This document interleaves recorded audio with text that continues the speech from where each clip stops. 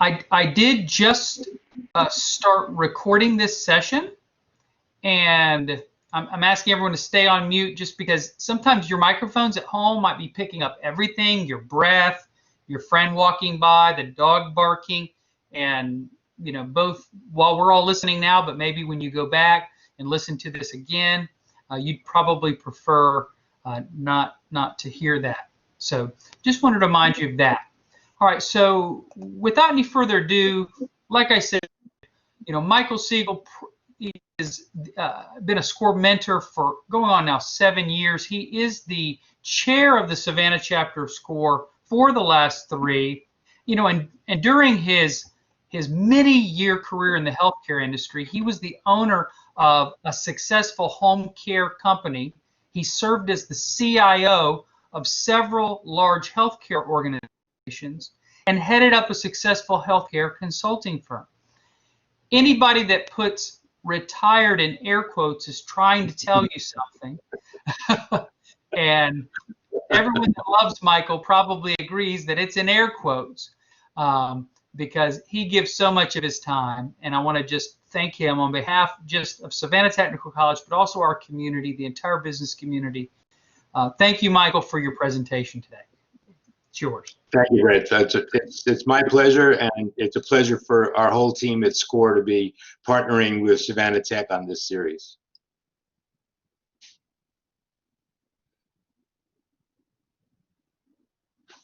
Thank you, Michael. The floor is yours. The screen is yours.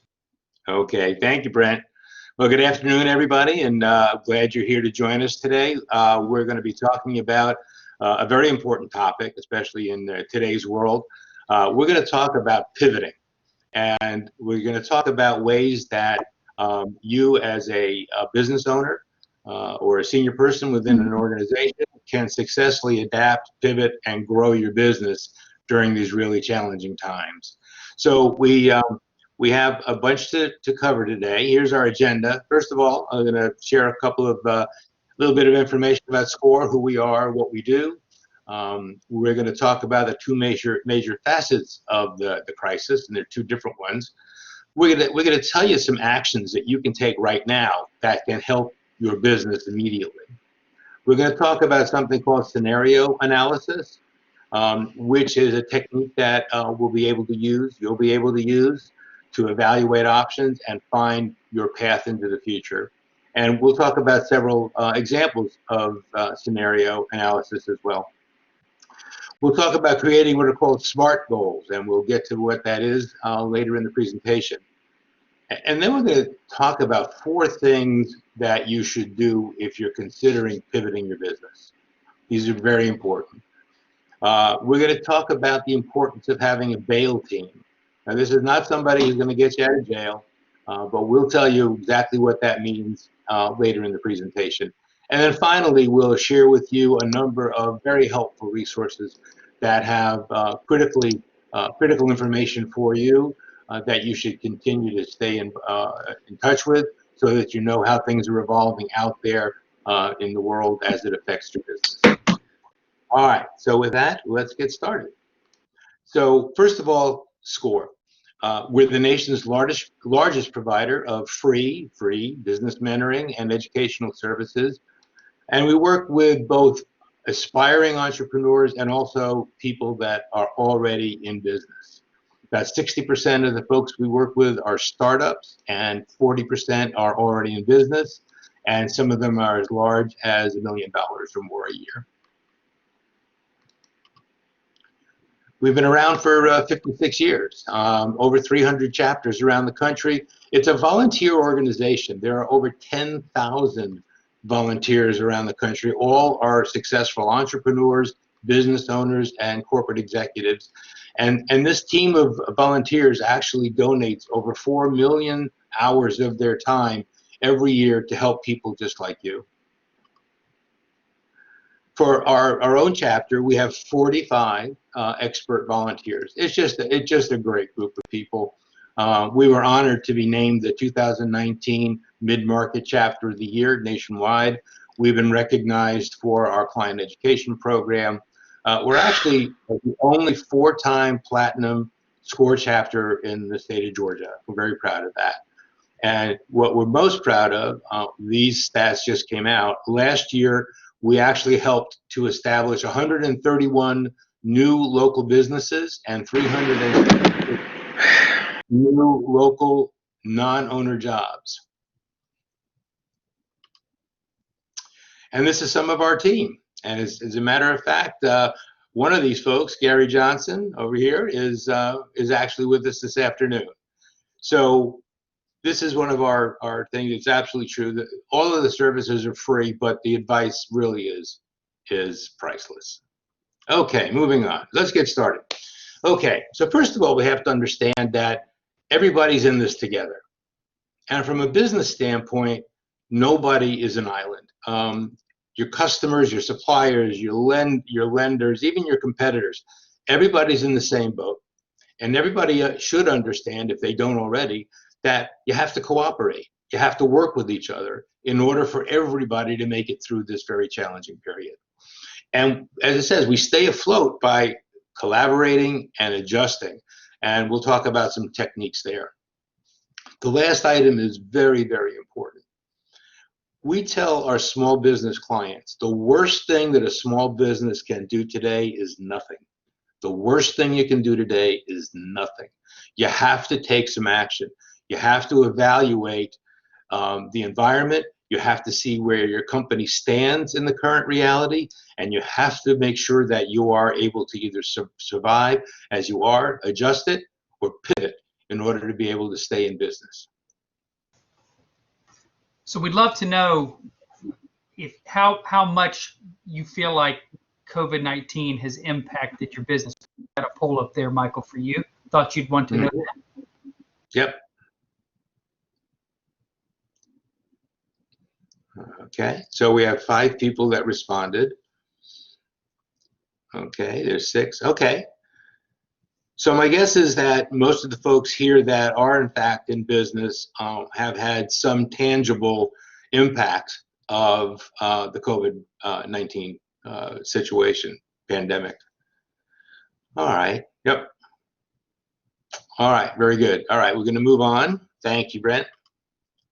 Okay, so we talked about 2 main facets. The first facet is health.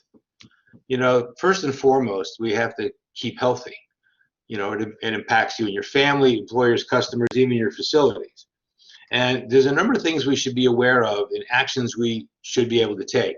You know, first of all, we should all be obeying all of the directions of local, state, and federal guidelines and requirements.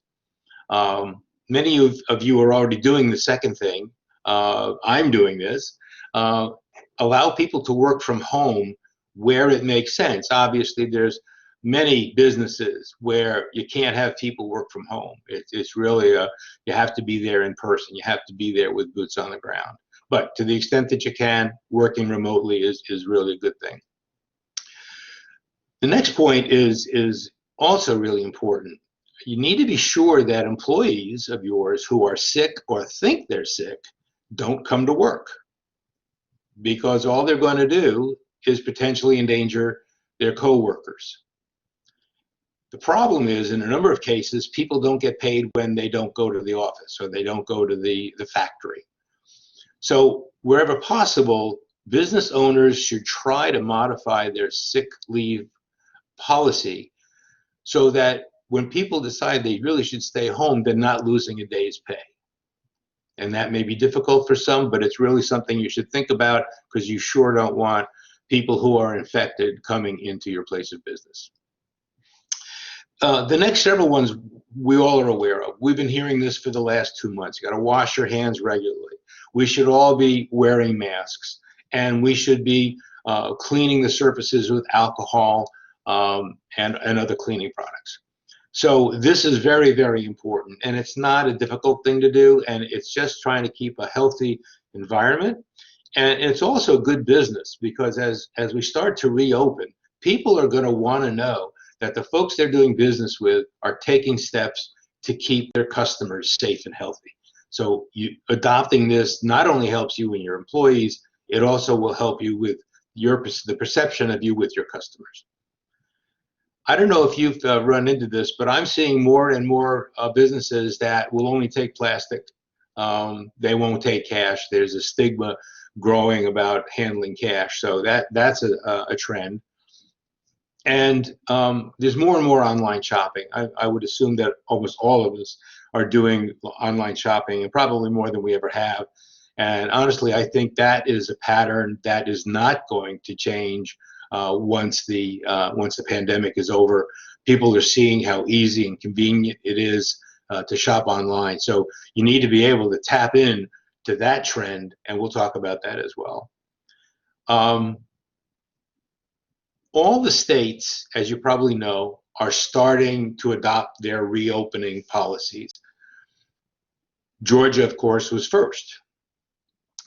And regardless of the policies that are coming out, I think it's important that each business makes a prudent decision on a balance between health and commerce, and make a prudent decision about when and how you should open your business. And that's a very personal decision. So the second main facet is the need to adapt and pivot or perish. So when I talk about adapt, that's taking your current business model, and I don't want to say tweaking it, but you're able to modify it enough within its existing pattern that it isn't a major upheaval. It isn't a change in direction, which is really what a pivot is. A pivot means that you're going to take the business in another direction. All right, so most businesses will either adapt or pivot, or unfortunately, they may need to find an exit strategy because they haven't been able to respond to the current environment. You have to be aware of the changing market realities and needs, and try to stay where you can respond to them. You got to be compliant with all the regulations. Some businesses are being very impacted by the disruption of the supply chain. We talked about the food supply. All of us weeks ago were talking about the supply of paper products, for example. And others of you maybe experience this where you can't get the merchandise that you sell. So also, people's behaviors are changing, and also new businesses and business models are coming into the marketplace. And these are people that are capitalizing on this situation and are adapting to it. There's a saying that says, from chaos comes opportunity. And that's really true. And a lot of these folks are seeing those opportunities and are taking advantage of it, and are coming into the market and maybe competing directly with you. So you have to keep your eyes and ears open about that. And we'll talk about that more a little bit too. Okay, so what are some of the things that you can do immediately? Engage. This is a theme that we'll talk about throughout the afternoon. Communicate, communicate, communicate. Engage with your partners, your employees, all your stakeholders. Stakeholders are the people, anybody that interacts with you and your company in any way. So it could be your suppliers, your lenders, your employees, etc. And all of these people have a stake in your continued operation and hopefully your continued success. Revise. Cash is king. Cash flow is the lifeblood of your business. Most businesses that will close their doors is probably because of a cash crunch. Statistics show that most small businesses have less than 25 days of cash on hand. And that's, in this day and age, with what we're dealing with, that certainly isn't going to be enough for a lot of people. So you need to change the assumptions on which you built your cash flow analysis. And if you haven't done a cash flow analysis where you're taking a look at what your revenue stream opportunities are, what your expenses are, and what the bottom line is going to look like, you really should do that immediately. And the SCORE mentor can help you if need be. The next thing is, I'm going to make an assumption that most of you have a business plan, but that may not be the case. If you have a business plan, you again, like cash flow, you need to revisit that plan and update it based on the new reality. For those of you that don't have a business plan, let me just say you should. A business plan is your roadmap to success. A business plan is not a PhD thesis. If a business plan is any more than about 10 pages, it's too long. It's a concise document that is your GPS for your business. It's your roadmap to success. And if you don't have a roadmap, if you don't have that GPS, you can't go in the direction that you want to go and get to your objectives. Very important. We'll mention that a couple of times. Cutting expenses. You got to take a look at where you can cut things out. You can't reduce expenses into profitability, because after a while you cut too much. But there's always opportunities to cut your expenses that you can do without or can reduce during this time. Eliminate loss leaders. For folks that aren't familiar with that term, a loss leader is a product or a service that a company sells at a loss.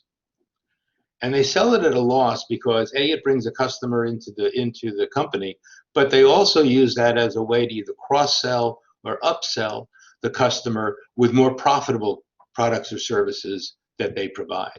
However, in this environment, it may not be prudent to sell something at a loss when there's no guarantee that it will actually lead to the purchase of those more profitable items. And negotiate. This is a big thing. We're going to talk about this several times. You should be negotiating prices from your suppliers, payment terms with your suppliers and vendors. All right? They're going to want to work with you. They're going to want to stay in business and work with you to help you do the same. So don't be afraid to ask for better terms and prices. What else can you do? Streamline your business processes. Most businesses have been doing business the same way since the doors open, and might be just fine. However, I haven't ever seen a company where you couldn't improve processes and become more efficient, more effective, and actually do it at a lower price. So look at your processes and look for opportunities to improve. If you have a landlord or you have a mortgage, talk to them about modifying the terms of your payment. I've heard of certain situations where a landlord was willing to forgive 3 months worth of rent. That they never had to pay it, but they added it on the back end of the lease. So talk to your lenders. You can do the same thing with bank loans. Talk about if there's any way to renegotiate the terms, extend the length so that the monthly payment is lower, things of that nature. Adjust employee hours. There's a lot, in this situation where you're having a cash crunch, many companies have to make adjustments to the way that they use their employees. There are people we know of who are furloughed every other week. So they're working 2 weeks out of 4 in the month, and the other weeks they're furloughed. They're doing shift sharing. So for an 8-hour shift, one person will work 4, another will work 4. There's a number of ways that people are addressing this so that people stay employed, but it also helps the business reduce the personnel expenses that they need to during this time. So the bottom line has some interesting things. Reconceptualize the business. You should look at your business with fresh eyes, with new eyes. You should look at the business in a way that says, okay, if I was going to start doing this today, fresh, what would I do? What would it look like? How would it differ from what we've already been doing and what we started doing because of the new world that we're in and the new world we're headed into? So getting creative and flexible in your thinking is real important. Develop a strategy that's based on SMART goals. All right, we're going to tell you exactly what SMART goals are in just a minute, but you should have a plan. There's an old saying that says, companies that don't plan to fail. And I think that's a true statement. So you have to have a plan. And then, again, partnering with a SCORE mentor can be a tremendous help in trying to navigate these roads, to understand how to do some of these techniques, etc. So we hope that you'll take advantage of that. All right, so what are SMART goals? So SMART is an acronym, and it stands for specific, measurable, attainable, relevant, and time-based. So why do we want to make our goals SMART? First of all, they should be specific. For example, if a company says, we want to increase our sales by 20%, that's not specific, right? I'm sorry, let me back up. That is specific. If a company says, we want to increase sales, that's not specific. But if they say we want to increase our sales by 20%, that's specific. It should be measurable. Whatever parameter you adopt, you need to be able to measure when you get there and where you are along the way. There's an old saying that says, you know, what gets measured gets managed. So in our example, can we measure when we hit 20% increase in sales? Sure. That is a measurable goal. So that's good. Attainable. It's got to be reasonable. You know, if we'd said we want to triple our sales in 6 months, that's not reasonable. And you want it to be attainable and reasonable because you don't want to make people feel that they can never get there, right? You don't want people to lose interest because, hey, this is impossible. You want people to get engaged and know that you can get where you're going together and it's doable. Relevant means it relates to important things about the business.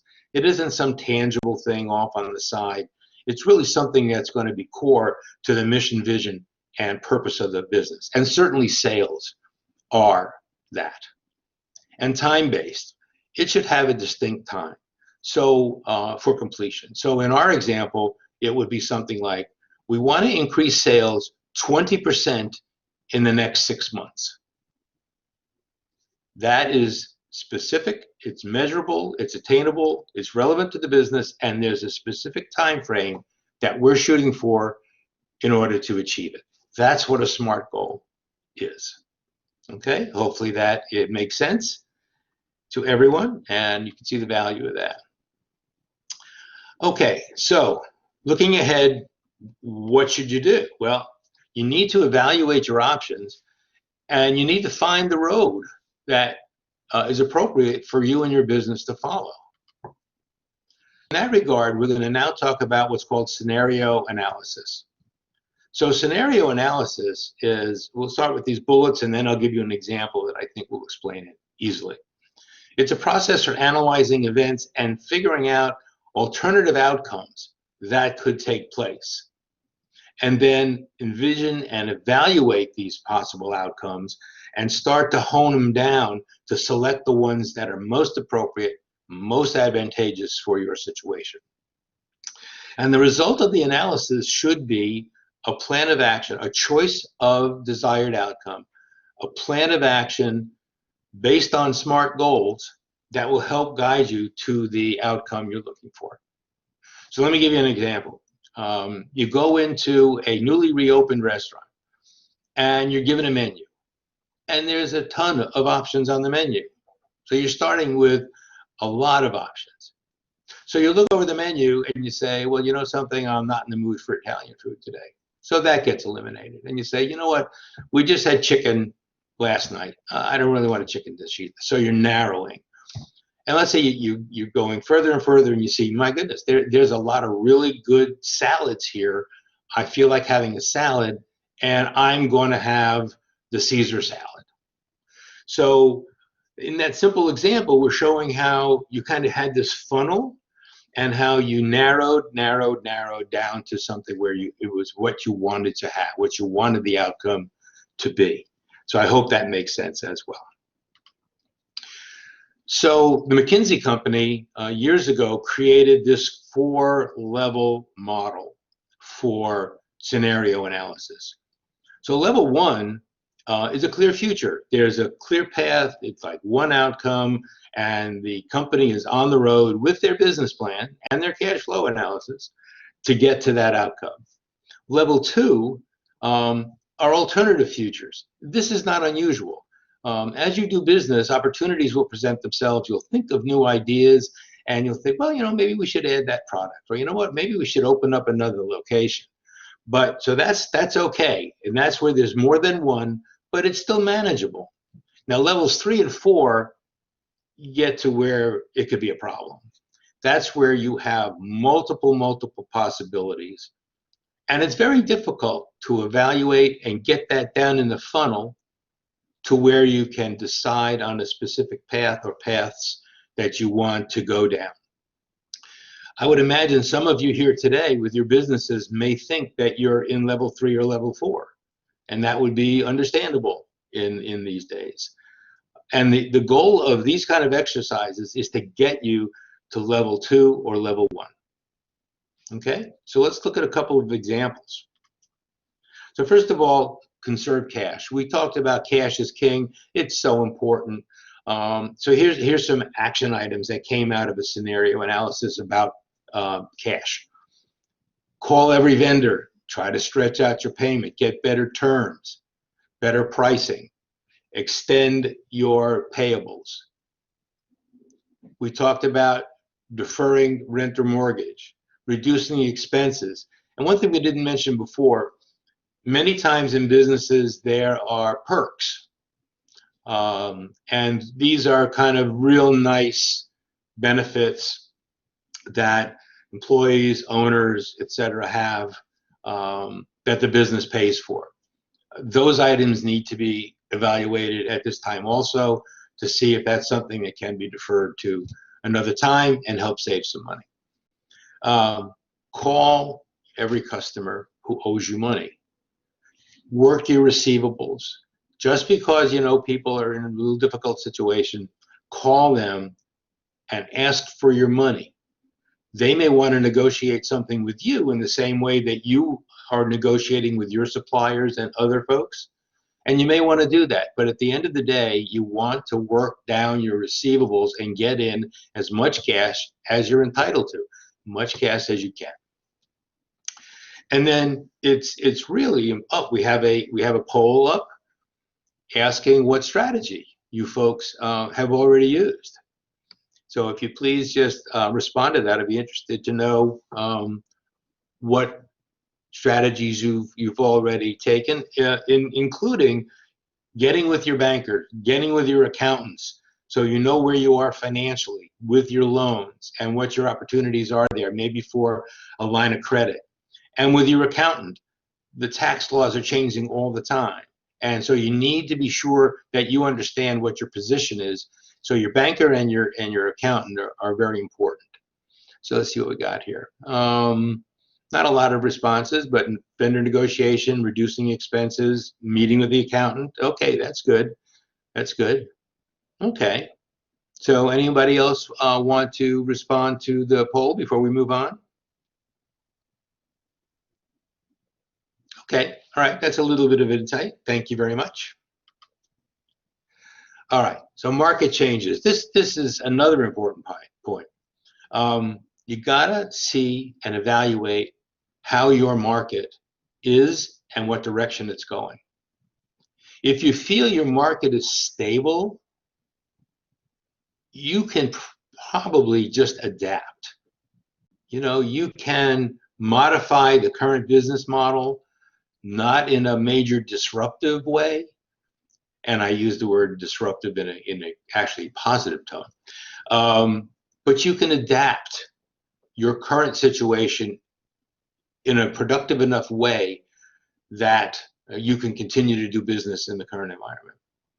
However, if your market is not stable, if things are changing and you can't continue to do what you're doing the way you've always done it, you need to figure out how to pivot. You need to figure out how to transform. You should look at the safety guidelines both now and as they're coming and determining how it impacts your business, and will it be a short-term impact or a long-term impact. It's a good idea to get advice and perspective from as many people as you can. Your customers are really important.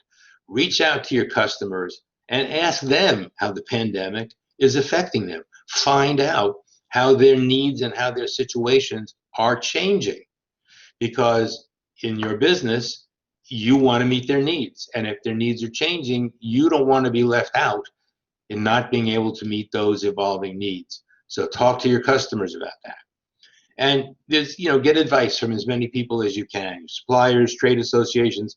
Some folks even talk to their competitors just to get a broad perspective on the market so that they can make an intelligent decision on what they need to do. You then need to make your own predictions. You get all this data, all these facts, you sift through them, and you make your own prediction on how you think your market is being impacted and what the needs and realities are that you got to shift to do. You got to pivot to get to. And then another thing, we're not going to spend a lot of time on this, but we recommend that you may want to do what's called a SWOT analysis: strengths, weaknesses, opportunities, and threats. This will give you objective insight into what do you do really well? What are our strengths right now? And where are opportunities for us that we can take advantage of and improve our market, improve our margins, grow our business, etc. But they also need to take an objective look on what are your weaknesses? What are the stuff that, what are the things you don't do well? What are the things that, are really holding you back that need to be addressed? And then threats are external, right? Those are things in the marketplace. The emergence of other competitors, lack of cash, other kinds of things in the market where it could really threaten your business in a significant way. And by doing all these analysis of the market and possibly the SWOT analysis, you need to make a final decision. Would you be able to simply adapt? Or do you need to really transform and pivot? Or when you finish your analysis, and it's sad to say, but some folks just won't be able to survive. And there are a number of scenarios for exiting a business. And you'll need to talk to some folks, your attorney in particular, your accountant, possibly a SWOT mentor, to figure out what the best way for you to exit the business might be. Hopefully none of you get to that point. Okay, so our first scenario we're going to look at, restaurants have been really squarely in the news. So we're going to talk about this real quick. We've seen restaurants change over the last couple of months. They've pivoted to online ordering, to hands-free pickup, to delivery. They're waiving delivery charges. They're offering coupons, gift cards. They're reducing employee hours to cut their prices. Some are cutting down their menu to only those things that are best sellers or their most profitable items, shaving that down. They're controlling other expenses.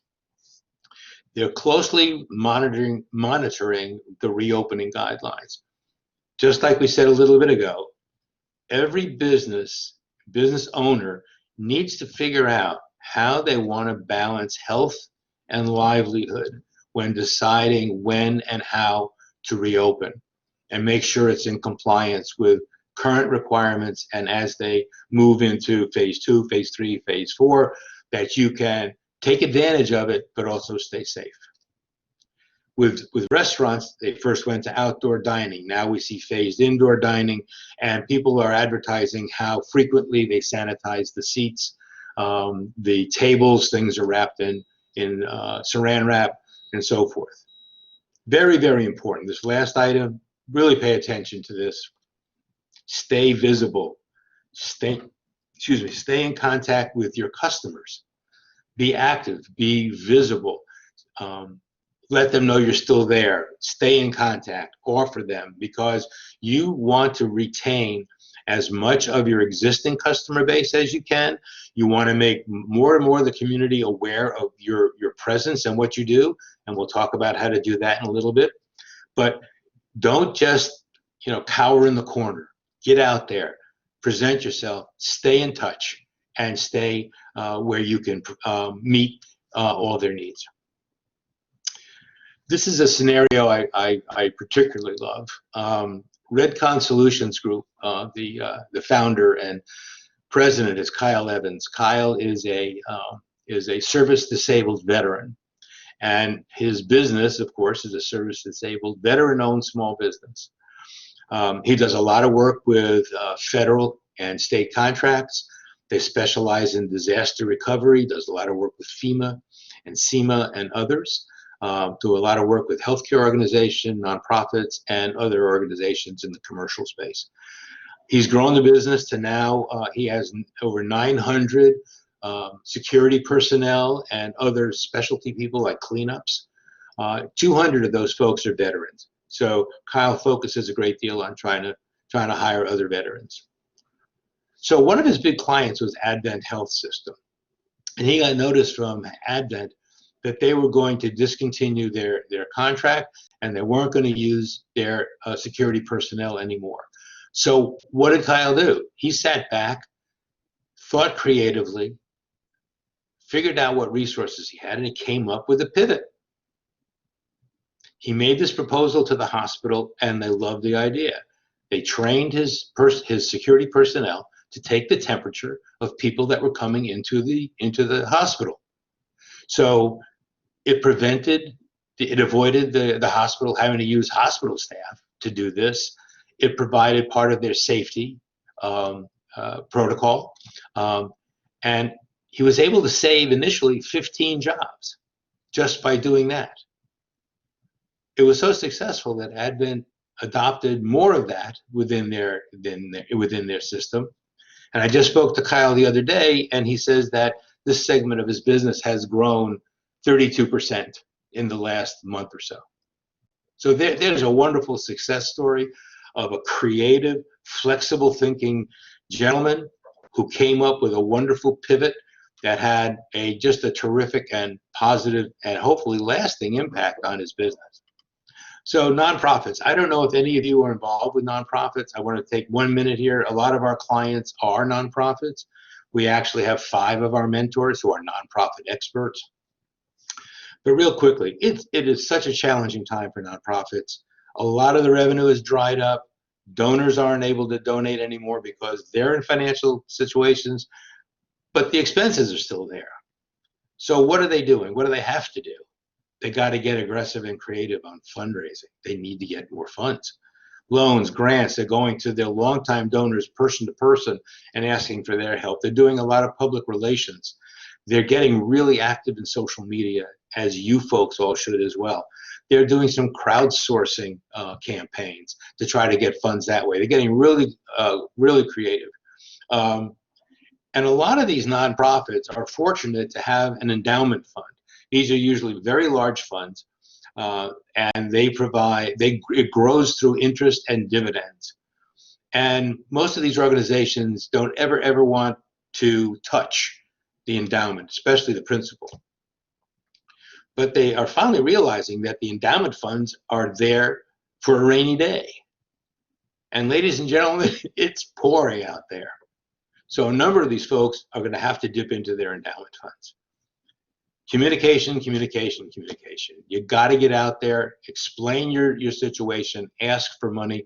One of our clients, Faith Equestrian Therapeutic Center, that does therapeutic horseback riding for disabled children, Down syndrome, spina bifida, autism, blindness, it goes on and on. They're in the process of doing online fun runs and finding ways to raise money and raise awareness with a public relations campaign. And because they lost their Easter Seals money, they had reduction in their United Way funds. So they are really working hard and creatively to try to replace that. Preserve cash, reduce expenses, adjust your services and staffing. And a lot of these organizations that do such good work in the community, you know, they're providing food, they're taking care of underprivileged, underserved families, you know, providing all kinds of public services. They need to rethink their mission and pivot to where they're focusing on some core competencies. And all these organizations, you have things you must do, things you should do, and things that are nice to do. And they're figuring out how they got to stay with the musts, do as much of the shoulds as they can, and possibly either temporarily or permanently cut the nice to haves. So they have a lot of work to do. And some of these scenarios that I'm explaining to you in specific industries and businesses, I hope apply to your situation as well and is helpful. Hey, Michael, Okay. I'd love to find out from Yeah, our audience today if they're actively pursuing some type of pivot strategy to make some kind of adjustment. So just would love to know, or maybe yes, no, but maybe you have some ideas and you just haven't acted yet. I know, Michael, you've done such a good job to say, hey, action is really required right now, but it's okay to admit, hey, I'm just thinking about it, I'm not sure. So let's see what our friends said here. So we've got a poll up. If you're near your computer, you should see it. All you have to do is just click on the answer that applies to you, yes, no, or I have some ideas. So Marion, appreciate your response, and Michael and Robin. Would love to hear from you, Sherry and Vicky. Pamela.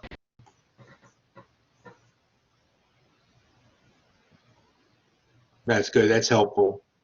Yeah, so it's great. It looks like we've got a lot of people, Michael, that have some ideas, and that hopefully this presentation is inspire them to some action. So perfect timing. Perfect timing. Absolutely. And to your credit, folks, we said right at the beginning, the worst thing to do is nothing. And the fact that you are thinking about it, the fact that you're planning, and one person is already planning a pivot, which is great. I hope this content is going to give you some insights that will help you crystallize those ideas into a plan of action that will help you succeed. Michael, would it be okay if Robin's able to share her audio? Maybe she could share what her pivot has been, Yeah, that'd be great. Can you guys hear me? We can. Yes. Awesome. So I'm actually in the salon industry. So we had a lot of information, of course, come down from our governing boards of a lot of protocols and procedures that we had to follow. So we had those built-in guidelines as well. So our pivot, normally we did just a lot of haircuts in our business. So our pivot mechanism has been to maximize that ticket more so for that guest coming in, to maximize that business. And also, you were talking earlier to, thinking about that low end of that retail type product that we would use to upgrade a ticket. So instead of looking at that low end, we're just going to do a haircut today, it become more of a full-fledged type service from the beginning to the end. Also, we had to pivot on scheduling. So I'm sure most of you maybe are due a haircut right now, but we had to realize that we are high demand, but we are low supply hairstylists. So we had to actually sometimes expand our hours of operation because we had to decrease the amount of stylists that were on the salon floors. So I feel like that's two ways that I really pulled my resourcefulness lever, making sure we're building tickets to meet the needs of the guests, but also making sure in our situation that we're expanding hours for our employees to make sure we can meet the demands coming in the building. That's great. Great. Good job. A silly thing that's going around is saying if this goes on much longer, there won't be a single blonde woman in the United States that's over 30 years old. So anyway. Let's hope not. I know. I actually have become an in-home assistant to my wife with her hair care. So I may need a job, so I may come see you. All right, let's move on now. Who you are and how you comport yourself is super important during this time. You got to be trustworthy, honest, and transparent. You got to tell the truth. You got to keep your promises. You got to be open with people about what's going on and what the impact is going to be. When stakeholders feel connected, involved, and respected, they tend to help. So you don't want to be the Lone Ranger. You don't want to be, I can do it all. You want to have a lot of people pulling for you and helping you get where you want to go. Okay, support your employees. Now, normally we would say, well, customers come first. But your employees are so critical right now. I mean, what was just being said about the hair salon, extending hours so the employees could get enough hours to earn a living. So again, communicate. Got to be open. What's going on? Tell everybody what's going on, what you're planning, and what you have to do in order to address the situation. If possible, speak to everybody personally. It's one thing to sit there in a room and with a group and hear somebody make a presentation or make an announcement. It's another thing if you're shown respect and sit down with the employer and they give you the courtesy of talking to you individually so they can understand your situation. Tell them what they can and should do to help. Most people will want to help. Be straightforward, honest. Consider the reduced hours, shift sharing, temporary furloughs, and in this case, extending hours. And if possible, allow people, again, to work from home. Also, in a number of cases, you're going to have to lay off employees. I think there's 37 million people lost their jobs in the United States so far, I think. Well, you need to explain to people what the process is and how to get the benefits they're entitled to. Department of Labor, dol.georgia.gov has an unemployment assistance site that gives all the information that anybody needs. In pivoting the business, try to retrain your current staff to be able to work in the new world. And if you have to furlough people or kind of lay people off, if they're valued people, stay in touch, especially if you want to bring them back on board when things get better. And then, yes, support your customers. Communicate, communicate, communicate. Communicate with them regularly. Continue to provide quality services. Find out and respond to their needs and concerns as the market evolves. Offer special incentives. I see a lot of folks are now doing online gift cards, encouraging people to buy online from them by having gift cards and discount coupons, all kinds of things. Add new attractive offerings. There may be new products or new services that you can add to your portfolio that make sense and will be attractive. So here's the important thing. So this you should pay attention to. You and your business will be remembered for how you treat people during this time. This is how you'll be remembered. If you are responsive, if you're positive, if you continue to provide great customer service, if you retain your quality, if you're open and honest with folks, they're going to remember that. And if you're not those things, if all of a sudden you're not providing quality service or quality products and all the other things, they'll remember that also. That's how you'll be remembered. So just remember, this is an amazing time of opportunity. You can, in fact, create customers for life, because the way you operate when times are tough, when everybody's in that same boat, this is how people will remember you, and this is where you can build loyalty. It's a great opportunity. Okay, 4 things you should do if you are thinking about a pivot. Okay, first of all, don't rush into anything. Think about it. Think, evaluate, research, and plan. You should look at the business, as we talked about this earlier, look at it with fresh eyes. Look at it as though it's a startup. And what would you do if you were starting this from scratch? Test and verify your ideas. Do these scenario analyses. Talk to everybody. Talk to a lot of folks. Get their input. Do the research. Figure out if your pivot is short or long term. And then create a plan where you're figuring out all of these variables, resources, cash, financing, and timeline of this can be. So don't rush into it. Plan, plan, plan. And then you'll be able to execute something that is effective rather than kind of winging it. Second is, Michael, you are correct. Michael put in the chat, don't forget your suppliers. He's absolutely correct. Anybody who's a stakeholder, you need to help each other. You need to work with each other to make sure everybody survives and prospers. Very good. Michael, thank you for saying that. So think digital. This is probably apparent to all of you.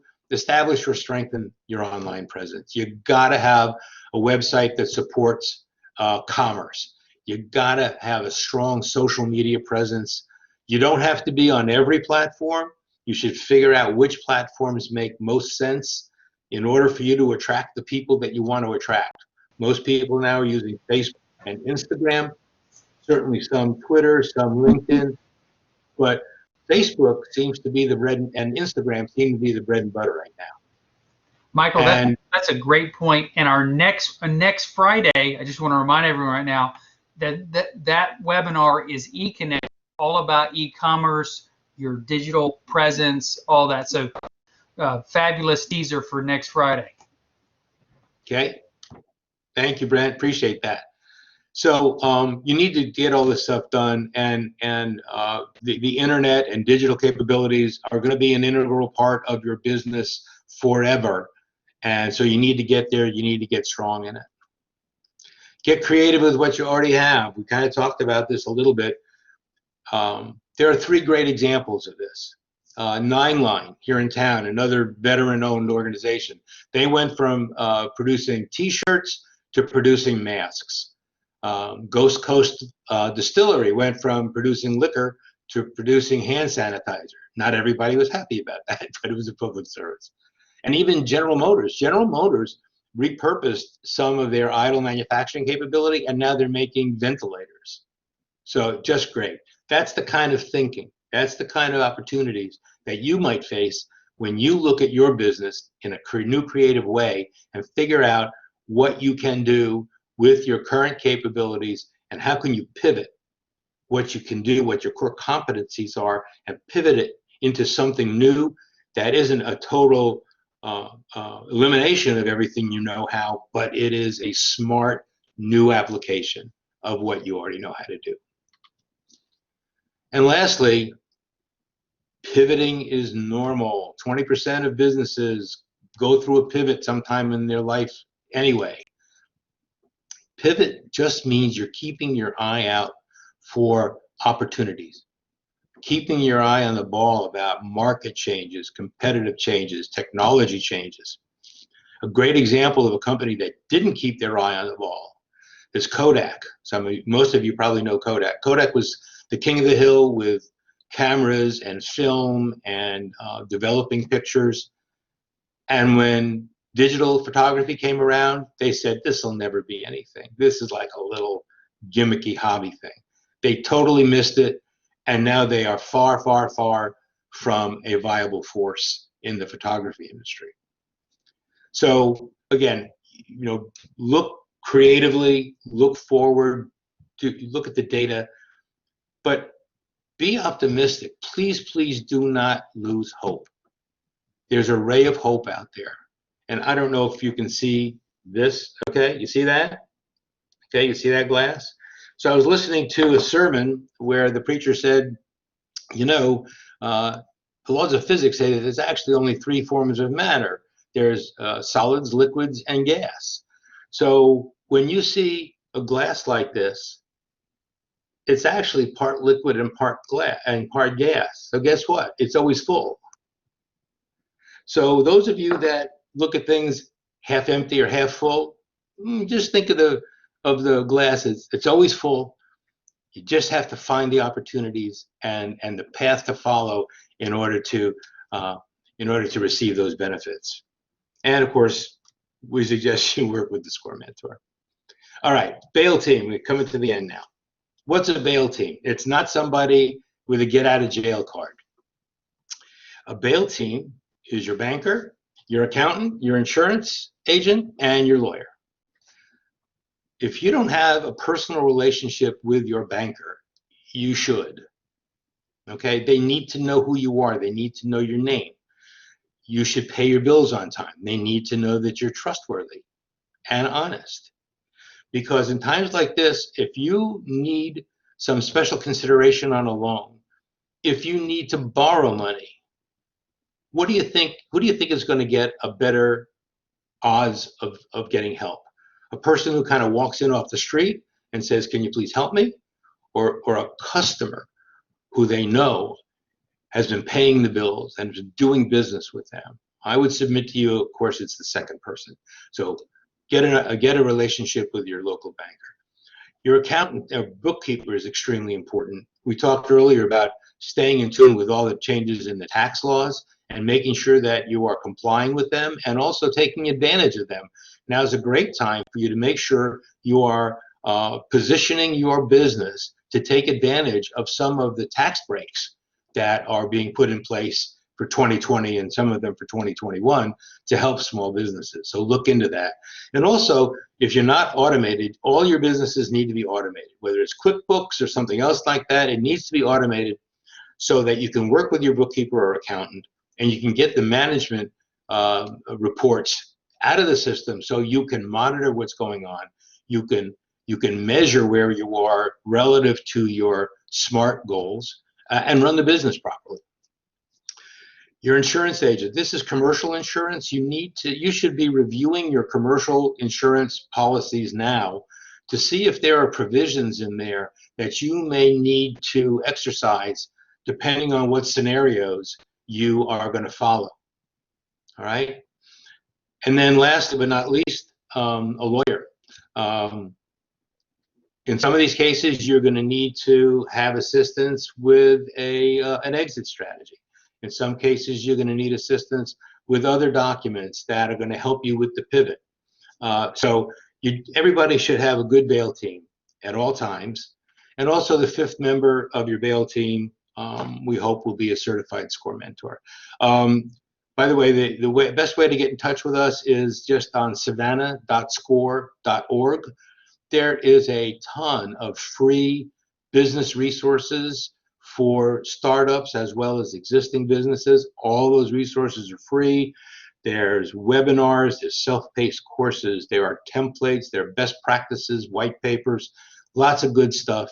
And of course, there's a button there that you can click on Find a Mentor, where we can connect you with somebody who can be of assistance to you. And lastly, we have some of these resources. SCORE has a great COVID-19 toolkit on score.org that you can access, and that's constantly being updated. SBA.gov is always a great source of information. The Treasury Department has a lot of stuff that you need about the different loan programs and applications.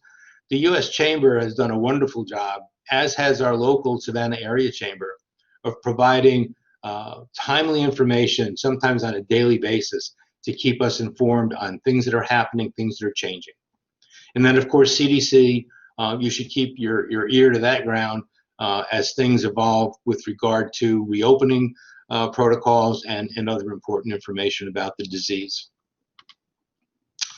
And with that, I thank you very much. And are there any other questions? We've got the chat open. You could also unmute your mic, whichever you're comfortable with doing. I'm going to go ahead and plop a link to a book here that's right along the line of your topic, Michael. Jenny Blake's book, Pivot, The Only Move That Matters Is Your Next One. And kind of I actually heard a great couple interviews with her on this book and thought that it fit really the message that you were saying, which is, not to stress about anything behind you, but focus on looking forward and what you can do right now. And very, very much a message of hope. Thank you. Very good. Very good. Excellent. Right. So, well, if there are no other questions, I just want to thank all of you for your time and attention today. I hope that this information was helpful and valuable, and you're coming away with some information that will help you move forward, whatever your current situation is. And we wish all of you the very, very, very best in your future. And, best of luck. Best of luck to you all. Thanks again, Michael, and all of you will receive a copy of this recording. You did a great job. Again, thank you for all you do to give and support. And Ashley, thank you for your kind comment. Thank you, Ashley. I agree. It was very, very informative. Thank you, Marion. Have a good day. Be safe. Be well.